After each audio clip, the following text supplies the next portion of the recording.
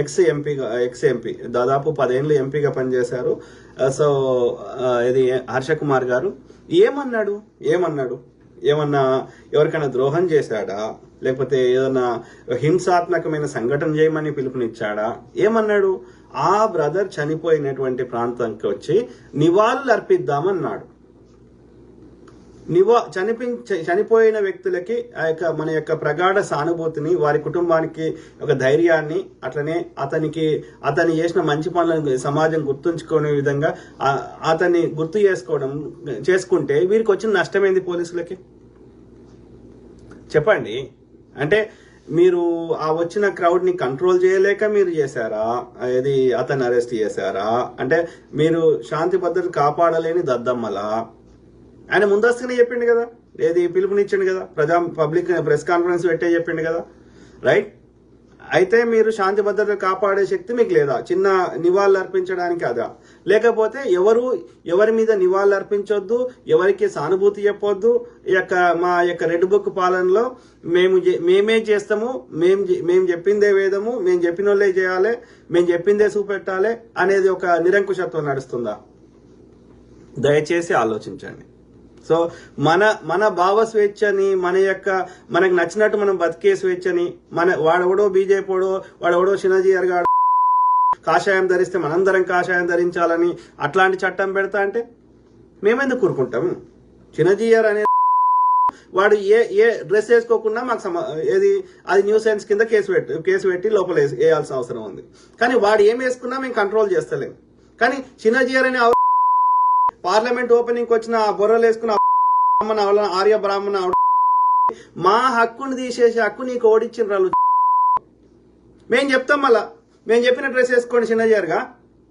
సర్వసంగ పరిత్యాగి అని చెప్పుకునే నీకు 1000 కోట్ల ఆస్తులు ఎందుకు రా? సర్వసంగం అంటే నాకు ఈ ప్రాపంచిక సమాజంతో నాకు సంబంధం లేదని హిమాలయాలకు పోయి మేము ఫకీర్ అని చెప్పే గాడి కొడుకులు వాని జియో ట్రస్ట్ కింద 1000 కోట్ల ఆస్తులు ఎందుకుంటాయి? నీకు ఈ సంబంధమే లేదు కదా. ఈ సనాతన అధర్మం చెప్పిన ప్రకారమే విదురుడు వెళ్ళిపోతాడు కదా అడవులకి ఒక ఏజ్ తర్వాత. దాన్ని అంటారు కదా, ఈ వానప్రస్థం అంటారు కదా. సో ఈ రాజుగా ఉన్న వాళ్ళు కూడా ఒక ఏజ్ తర్వాత కొడుక్కి అప్పచెప్పేసి వానప్రస్థం అడవులకు వెళ్ళిపోతారు కదా. కుంతీదేవి కూడా నేను కూడా వస్తా అంటది కదా, రైట్? మీరు చెప్పిన శాస్త్రమే కదా, మీకు వర్తించదా? అంటే ఆ శాస్త్రాలని మా మీద రుద్దుతుర్రా, మీరు పాటించరా? ఆలోచించండి మిత్రులారా. సో ఆ క్రమంలో ఇలా ఎంపీ హర్ష కుమార్ గారిని ఎందుకు అరెస్ట్ చేశారు అనేది అది ఆలోచించాల్సిన విషయం. వాడు ఎవడు అరెస్ట్ చేసినా మన యొక్క పంతాన్ని వదలొద్దు. ఎక్కడైతే ప్రవీణ్ బ్రదర్ కి శవం దొరికిందో ఆ ప్రాంతం నుంచి ఒక రోడ్డు మీద కాకుండా ఆ ప్రాంతం నుంచి ఇంకా కొంచెం లోపలికి ఒక 5 ఎకరాలు 10 ఎకరాలు ఆ స్థలాన్ని అక్కడ తీసుకొని అక్కడి నుంచి ఇంక్లూడింగ్ ఆ ప్రాంతంతో సహా ఒక బెస్ట్ డాక్టర్ వైఎస్ రాజశేఖర రెడ్డి గారికి ఎట్లయితే పులివెందల్లో మంచి మెమోరియల్ జ్ఞాపక స్మారక చిహ్నం ఎట్లయితే కట్టిరో విత్ పార్క్ అండ్ ఎవ్రీథింగ్, అట్లనే ఇలా ఎన్టీఆర్ మార్గ్ లో నందమూరి తారక రామారావు ఎన్టీ రామారావు గారికి ఎట్లయితే మన హైదరాబాద్ లో కట్టినరో అదేమంటారు ఎన్టీఆర్ మార్గ్ ఏమంటుందని, సో నెక్లెస్ రోడ్ మీద. సో అట్లాంటిది బ్రదర్ ప్రవీణ్ ప్రగడాల బ్రదర్ కి అక్కడ బెస్ట్ స్మారక పార్క్ ని, బెస్ట్ మెమోరియల్ పార్క్ ని అక్కడ కట్టాలి. అట్లనే ఆ బ్రదర్ సంబంధించినటువంటి ఆయనకు సంబంధించిన ఏమన్నా జ్ఞాపకాలు ఉంటే అక్కడ ఆ పార్క్ లో పెట్టించాల్సిన అవసరం ఉంది. భావితరాలకి ఆయన చావు ఒక ఇన్స్పిరేషన్ గా ఉండాలనేది నేను ప్రాధేయపడుతున్నా. క్రిస్టియన్ కమ్యూనిటీ కానీ, పాస్టర్స్ కానీ, సామాజిక కార్యకర్తలు కానీ, న్యాయం నిలబడాలనుకునే వ్యక్తులు కానీ, లేకపోతే ఏ మతానికి చెందిన వారైనా తప్పును తప్పు రైట్ అనే భావజాలం ఉన్నవారైనా సరే, జర్నలిస్టులు అయినా సరే ముందుకు రండి. ఓకే, ముందుకు వచ్చి న్యాయం కోసం నిలబడండి.